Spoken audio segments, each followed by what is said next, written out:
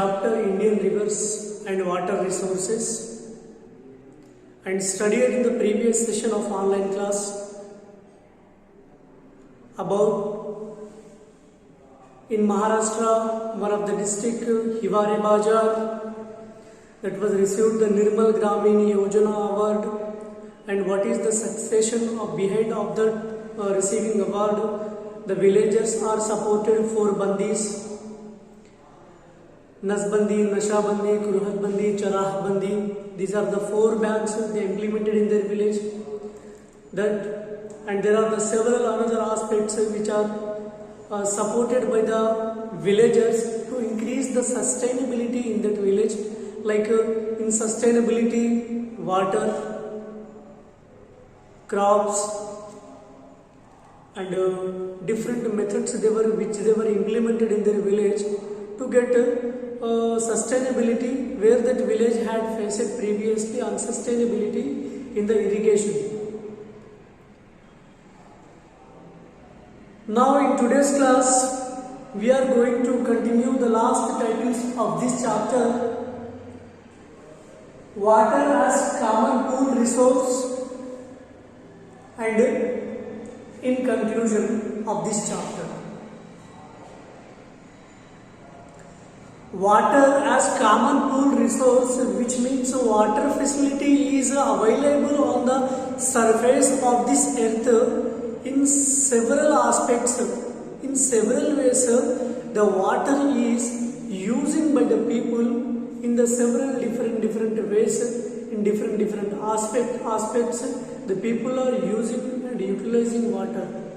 Water as a common pool resource, which means some people which water as they are using the municipal tap connection water or the bore tube well water or the dig well water, or the in several aspects the water is utilizing by the people daily in their lives. But also this was the situation where we had to understand basically the water is a common resource, where the common resource, if you make difficult, like in irrespective manner, if we utilize water, it becomes very tragic, it becomes effective on the people's lives in coming up the future generations. What water resource which we are using as common, that will be affected. And also in some another aspects, by giving the other examples also we can study in the paper 1 syllabus only, sustainable development with equity. So now let us see, over the past few decades, groundwater has become the main source of water, especially for the domestic use and agriculture. Yes, obviously groundwater is only we have the source where into the various activities we are using, like tube wells, dig wells, or like canals, tanks. These are the other aspects where the water is on the floor, but which is also on the surface of the ground only. This tremendous increase in the use of groundwater has significant impact on water availability and access to it.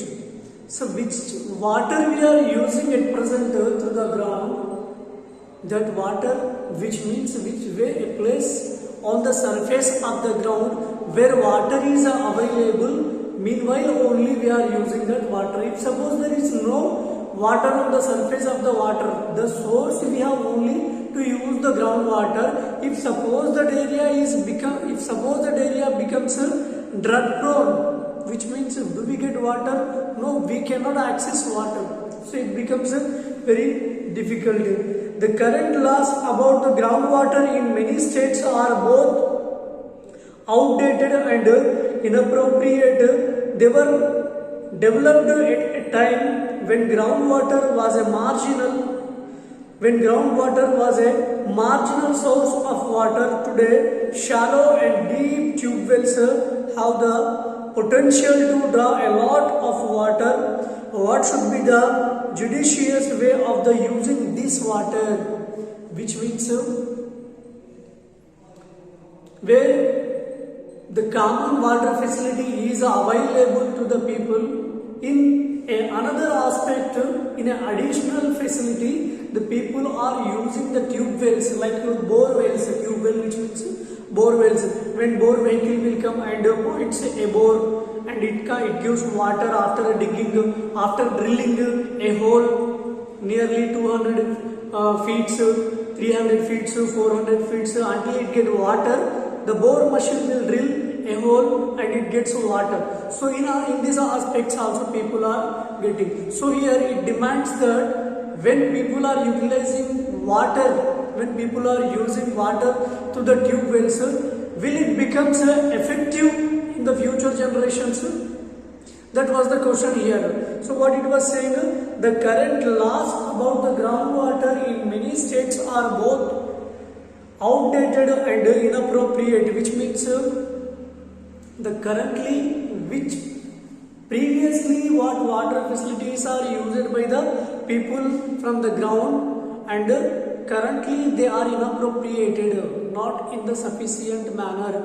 In water utilization is in the different activity, in the different manner. So that was the question here. What should be the judicious way of using this water? Is there any laws are prepared? One person who was drilled in his plot for tube wells. So meanwhile, is there any restriction towards of the drilling of the tube wells, pointing the bore wells? No restrictions. So it was demanding here, government should provide or appropriate any laws towards of the such drillings. Otherwise it is impactable on the future generations only. In inappropriated manner, the water will be used by that person where he was pointed a tube well. So that will happen. So that is why judicials and laws. So it happens also in future generations. How means, suppose presently if you are pointing a bore, if you are establishing a bore in your plot, in your home, which means there is no need to take any permission from the Gram Panchayati or revenues at present. But in future generations, if you want to point a bore or tube well in your ground, so meanwhile at that time you have to take permission from the Gram Panchayati and revenue of your locality. It happens. Such laws will be prepared in the future. Such laws might be prepared in the future generations because to control the resource, to control the natural resource, where it might cause in the future generations unsustainability.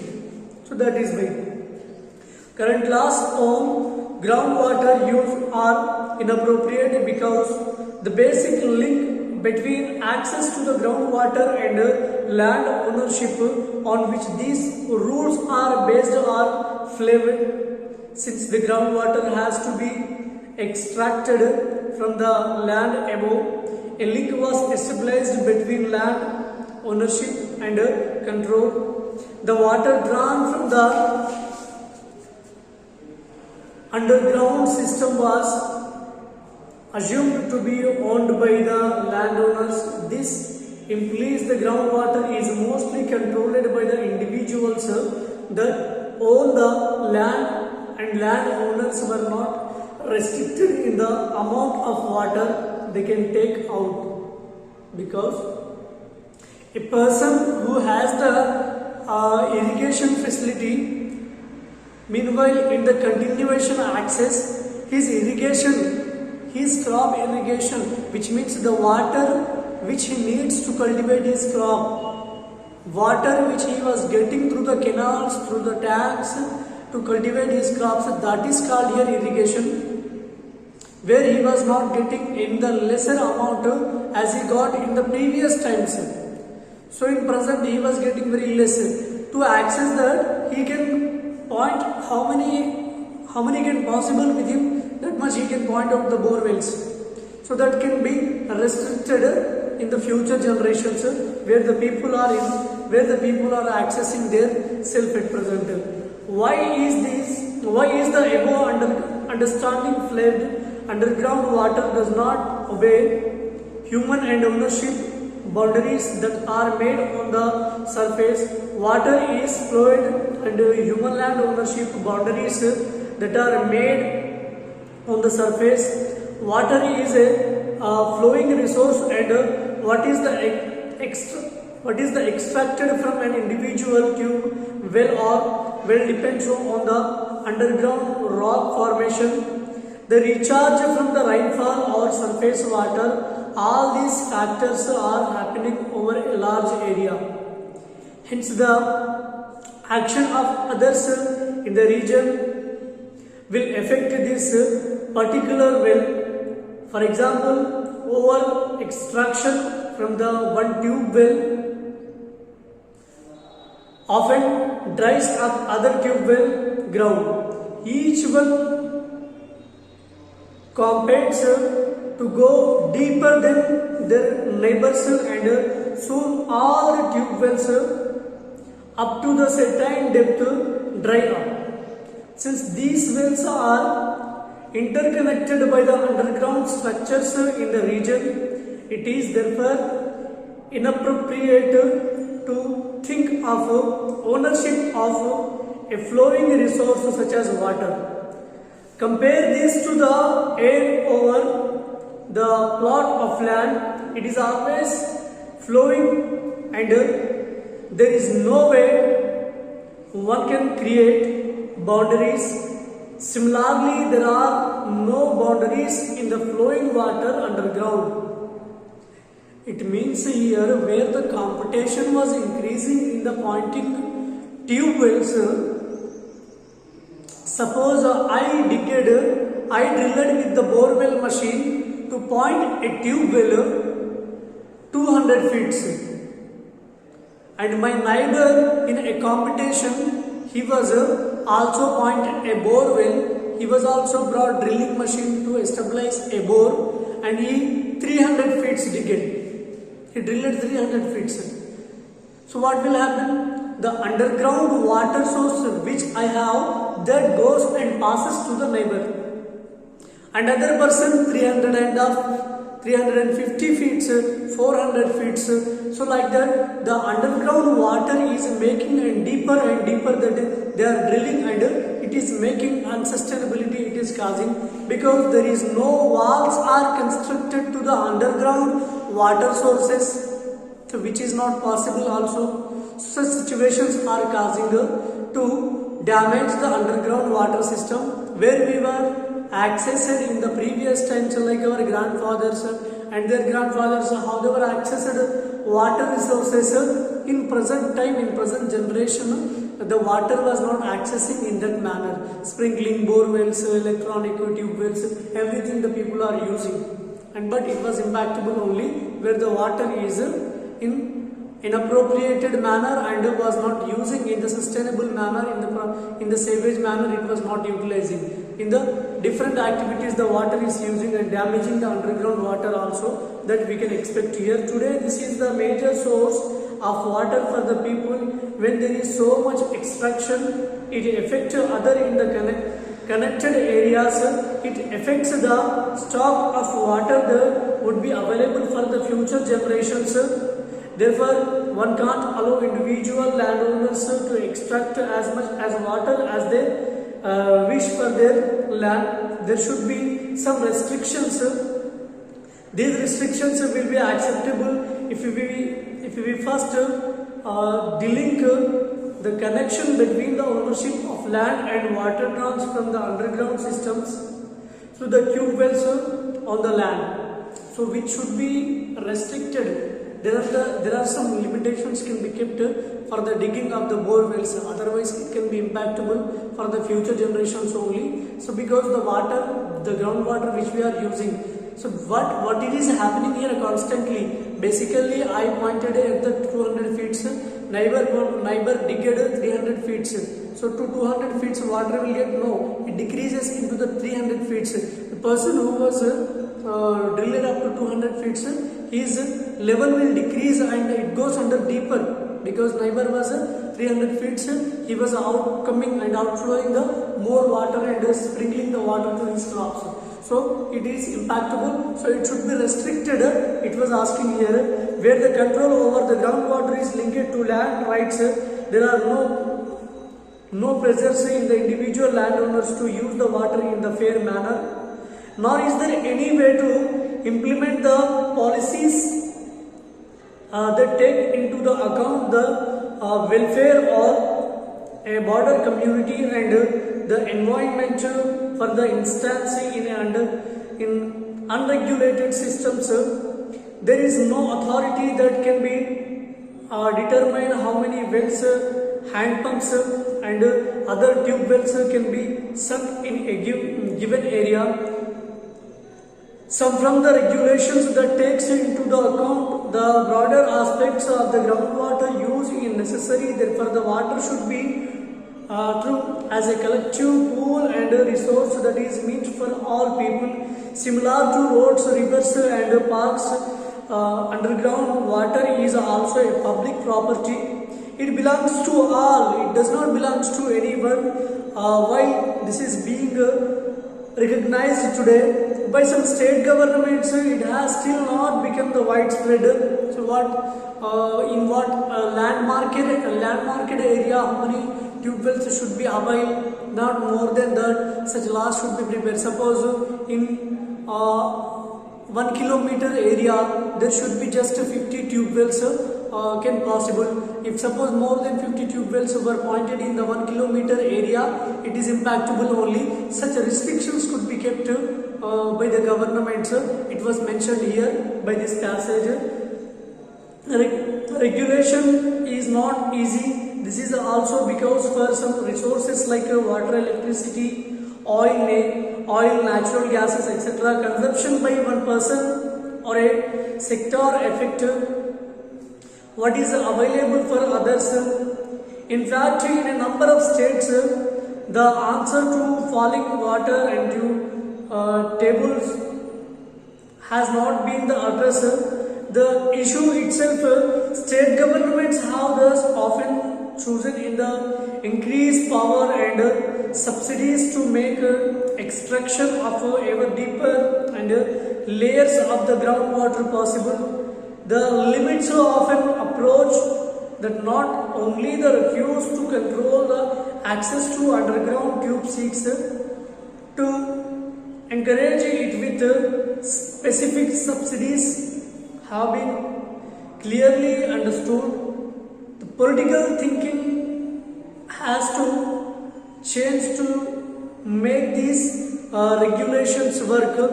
This is the only way to stop their negative competitions to finish of the common pool resource, since each person wants their share before someone else does. This is the real competitive challenge, because at present what competition we can see in the water utilization, so that can be controlled, and several ways are that where the controlling power authorities will be given by the government, meanwhile the political reputation is damaging. So one person, so if we point 3 bore wells, 4 bore wells, 5 bore wells, no, it was not restricted. It was supported by the politicians in some other areas where it was example mentioned in the other areas are prohibited, but there other politicians were supporting to such aspects. So that was mentioned. So it cannot be restricted. The penalty will be imposed on that person, which person is pointing in the irregular manner and inappropriated manner. So it means impactable for the water is the resource which is belonging to all. So if you are pointing 5-6 bore wells in your land area, so others might be suffer with that. They may not get water. You pointed bore wells, you will use yourself. It is impactable to others also. So such laws can be prepared, which is the common resource. Otherwise, it was one of the violation which we can say with the natural resource. What is required are laws and rules to recognize that water is a common flowing resource. Drinking water is the first priority as well as human rights, and the Panchayati Raj institutions must have control over the use of groundwater, which means the situation where it comes to sustainability, which means which comes in the equality which can be stored for the future generations.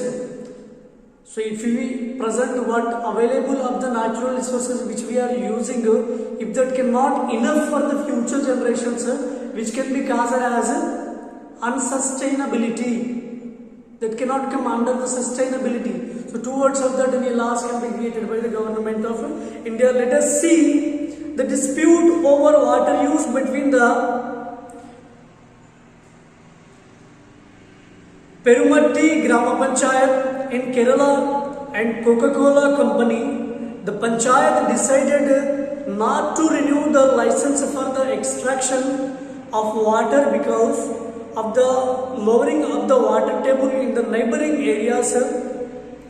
There was also decreasing water quality to the extent that the local government primary health center had concluded that the water was not fit for drinking. The issue was brought to the court and is now pending in the Supreme Court as on January 2014.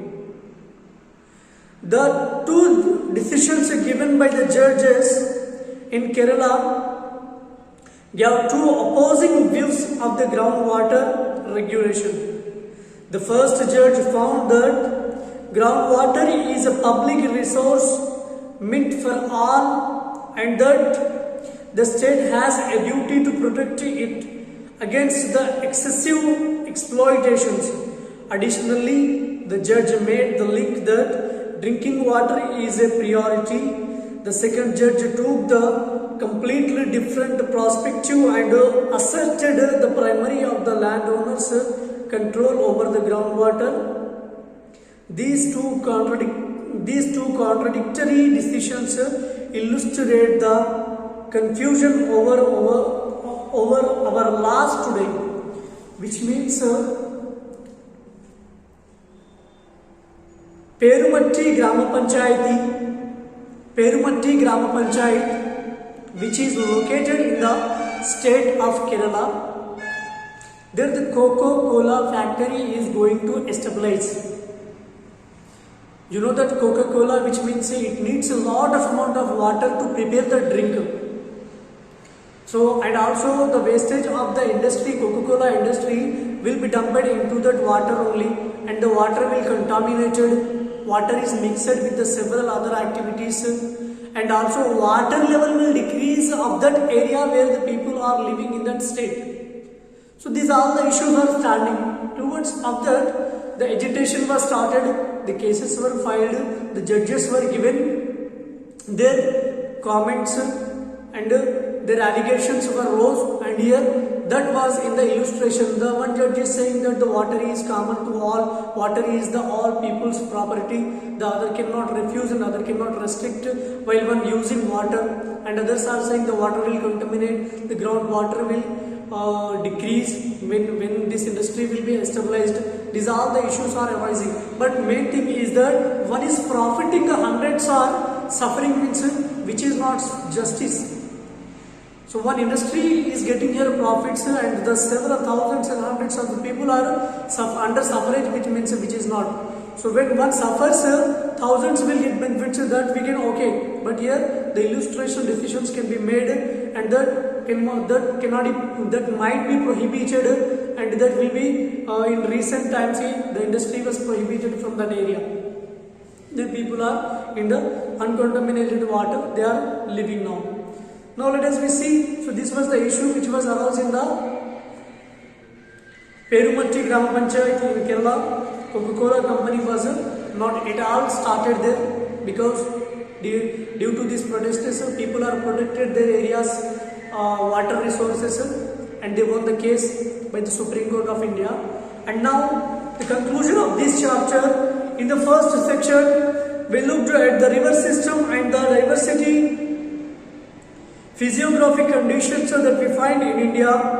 Water used for any region, whether small watershed or river basin, has to take into account all the inflows and the outflows. With this background, we can understand the insufficient and unfair ways in which water is currently being used. How we could be more judicious and fair is examined through the case study. Tungabhadra River Basin, this is a complex, excessive but possible. Similarly for a small region, to the careful planning and social initiative, a more judicious use of water for all is feasible. We looked at the effort of the people of Hiware Bazar village and hope that people all over would be inspired towards and creative action in their situation. Water resources require both collective action at the local level and appropriate laws and policies at the state and the national level. To the example of the groundwater, we can understand the shortcoming in our thinking today, which means what was happening here, the people's effects and the water share among the each other states and the people's utilizations, people reputations, people damages and people utilization in unexpected manner, in irrespective manner. These are the conditions will be controlled. When it will be controlled, when it will be thinking by others, and when these questions will come in all people's mind to protect the water as the future generations resource, to which can be availed as we are getting to the future generations also, then it can be possible. So we were completed a lesson in this session. How many of you are guys listening complete online class or not? We cannot predict that, but it is very important. It needs to you, because when you listen the class, when you analysis a lesson, when you underline the lesson, when you point out the 1 mark questions, when you point out the story and concept of the lesson, like it was given on the geographical background, Indian rivers and water resources, and I gave you a small homework also, that you have to find out the some Himalayan rivers and perennial rivers, tributaries.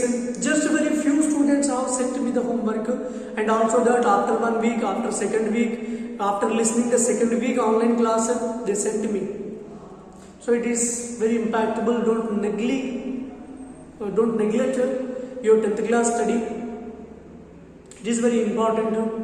All the subjects are very important of the 10th class. You have to study seriously. And the impact which was came in the 2020, the schools were closed from the 21st March till were not opened. So by dedicating 2020,